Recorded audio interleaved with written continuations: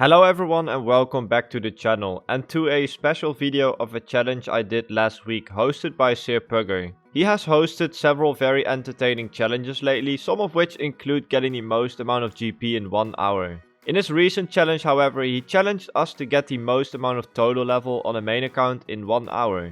And the winner of this challenge gets max cash. If you haven't seen it, I will put a link down below. For this challenge you were allowed to prepare quests, items and whatever you like as long as you start your hour with the beginner stats from Tutorial Island. You know I love a good challenge, so me and a few buddies on Discord came together and made a plan. I absolutely love the brainstorming and planning aspect of this game, and I really dove deep into this one, doing a total of 4 runs. I decided to make a video of the full 1 hour run so you guys can exactly see what I did. In this video I will show you my best run and do some explaining where necessary. If you have any questions after watching the full run, let me know down below and enjoy probably my most intense hour of RuneScape gameplay. So a lot of preparations went into this account, and the first big prep at the start of the account was the Arceus library books and the XP lamps from the X marks the spot quest and Klein of Corinth. I decided to start the run in the observatory quest because it's a very long run towards this spot and you get a lot of crafting XP from the start. So the timer started as soon as I got my first level and the run has started. So a big part of this run involves running around the game in the most efficient way while claiming a lot of quest rewards, because there are a lot of quests pre-quested in this run, and while doing this try to not waste any XP.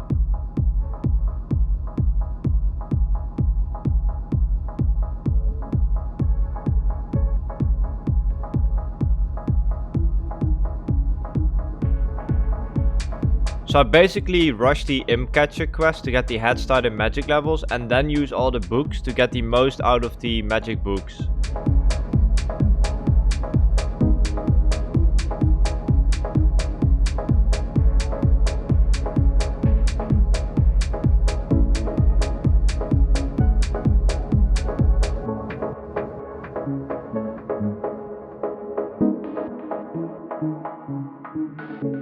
So the next big step is training prayer, because at this stage of the account I still have very little combat levels. So doing the wilderness altar has the lowest amount of risk. And I'm going to spam a lot of bones and get a lot of prayer levels in a very short amount of time.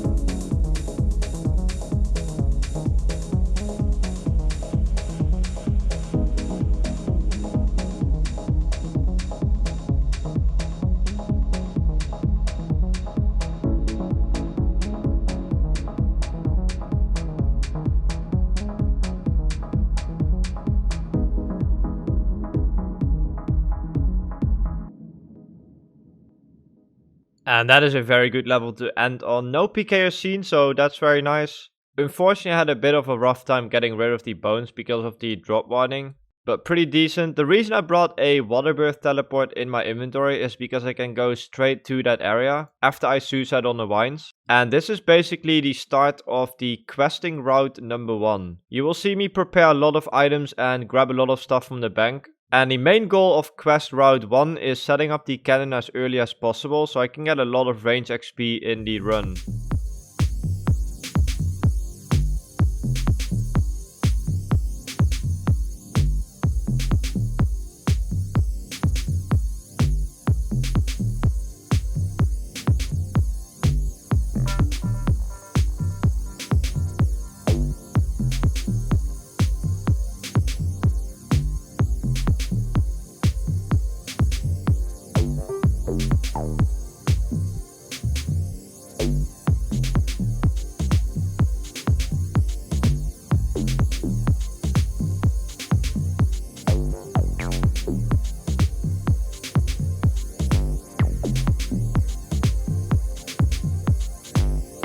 So here we're starting the round with the quest rewards, and of course I can't forget about the fashionscape.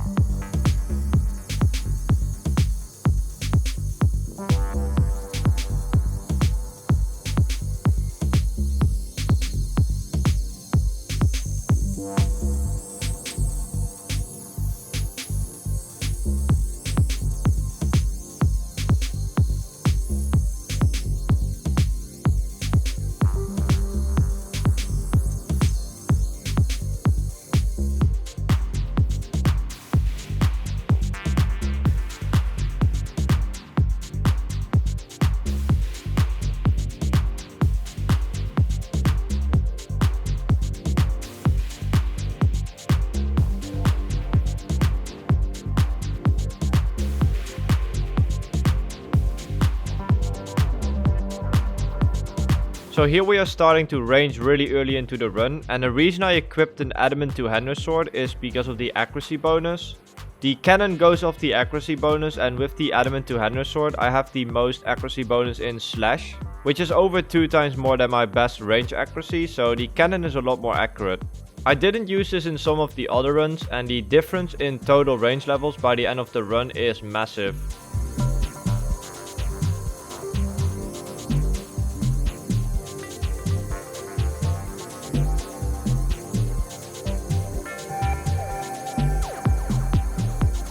And as you can see with all of these quests, the levels are rolling in. We are already over 300 total at this point. It's very intense, but it's very cool to see all these levels rolling in.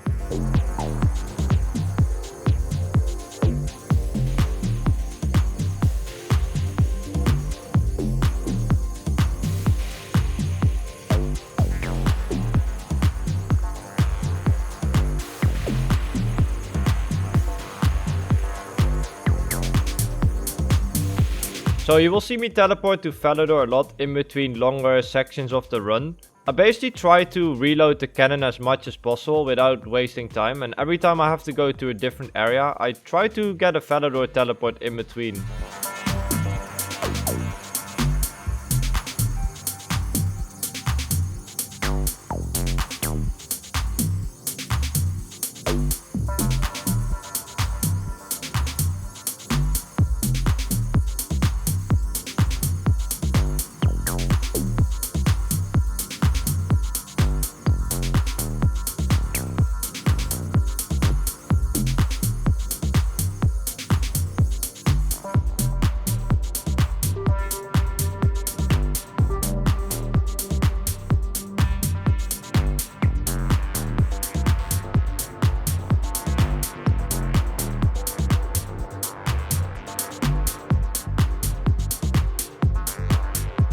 So for the people wondering how we did all of the combat quests on level 3, we basically used a bunch of alts and ring of recoils and venged all of the NPCs in the maze and Elvarg, and I also used a poison dagger for a lot of the NPCs. It took quite a few hours to prep all these quests, but that's basically how we did all the combat parts.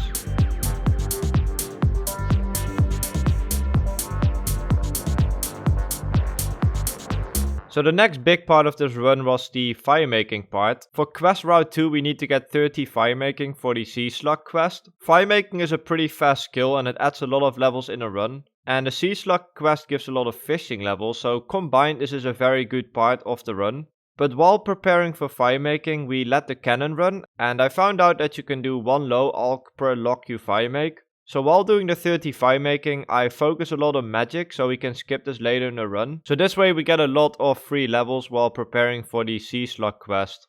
The reason I use locks with firelighters on it is because there's no firemaking stalls, and if you're a low firemaking level you get a lot of stalls. So using locks with firelighters basically saves a ton of time.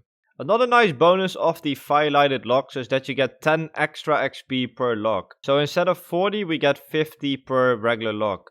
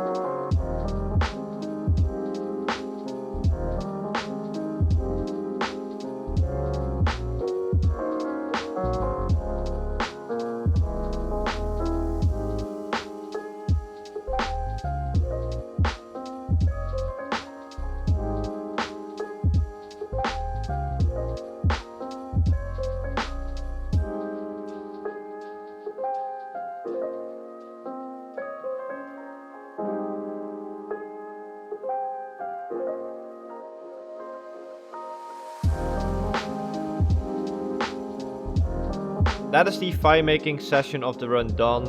And I now have all the requirements to do quest run number 2. So quickly banking for that and preparing to do that run.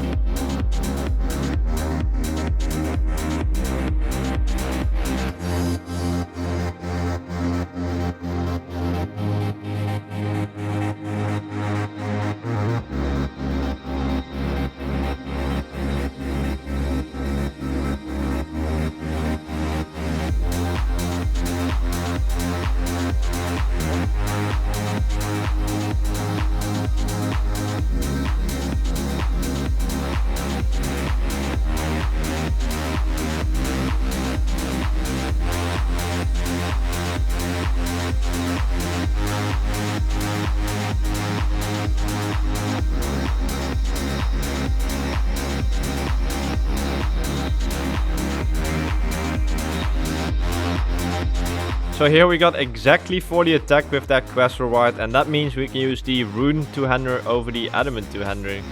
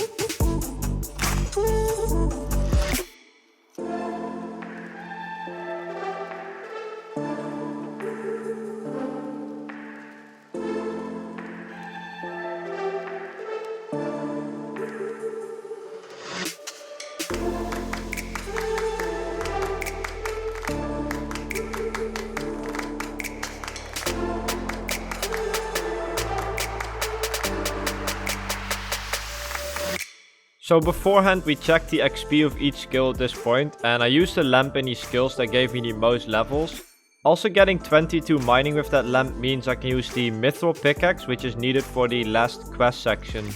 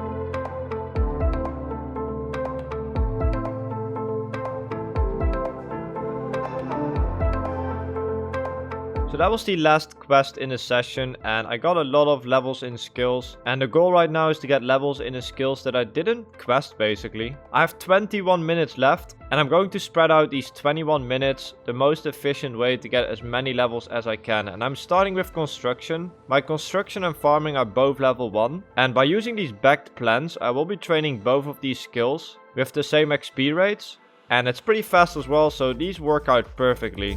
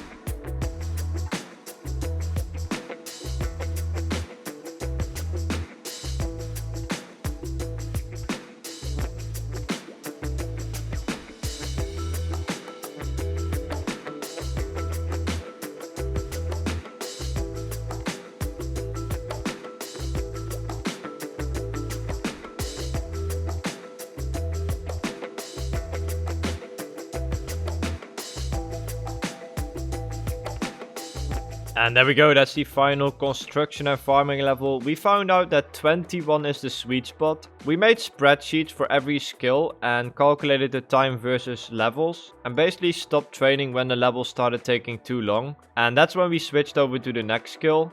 Also, this will be the last cannon reload to get the last range level, because the skills we're going to train now require quite a bit of banking. And yeah, next skill on the list is herblore. We only have 3 herblore after the quest, so we need to get a lot of levels.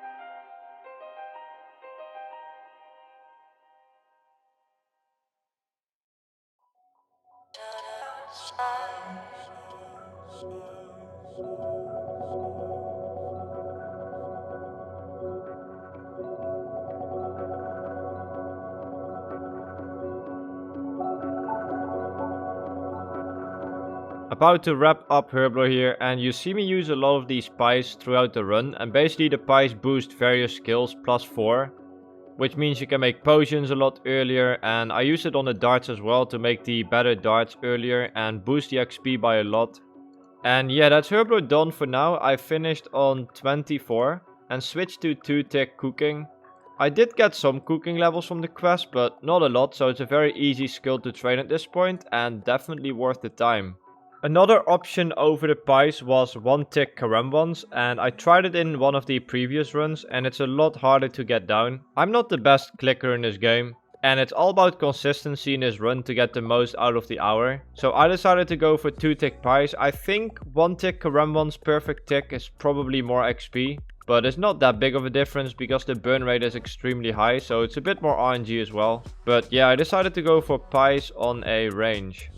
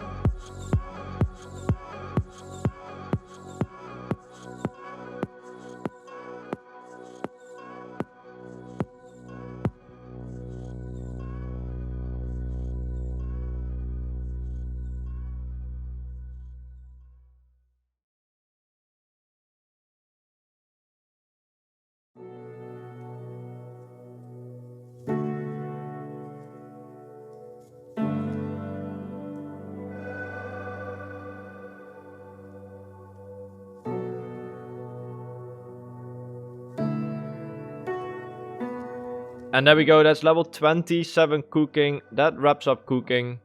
And we have 7 minutes left and I want to do 2 more skills, rune crafting and a little bit of crafting. And for rune crafting I'm going to spam earth tiaras, which is really fast, and I basically only got the XP from the lamps. So we can get a lot of levels in that skill.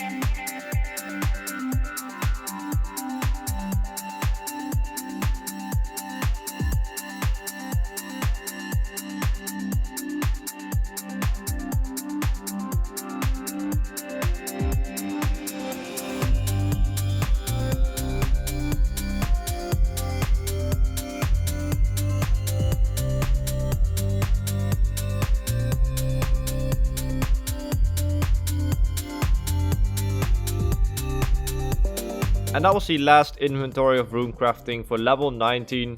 We are quickly going to switch to crafting while getting the last quest unlock. I only get 1 attack level from the quest, but we calculated the time running to the quest area and it is worth the time over the other skills at this point. So 1 quick quest, a few crafting levels, and in the last few minutes we decided to switch over to Herblore because it was more levels for the time and a very clean run.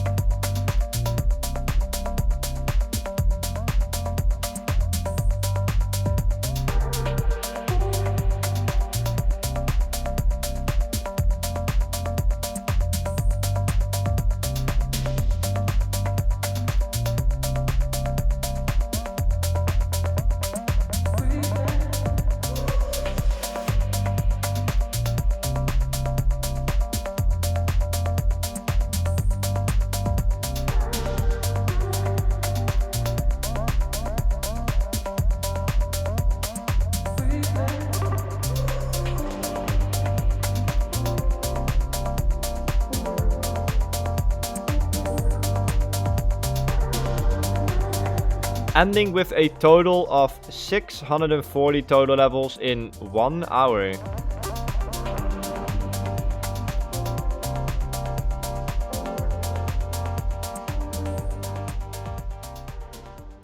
And lastly, to celebrate, we are here to claim our prize in style.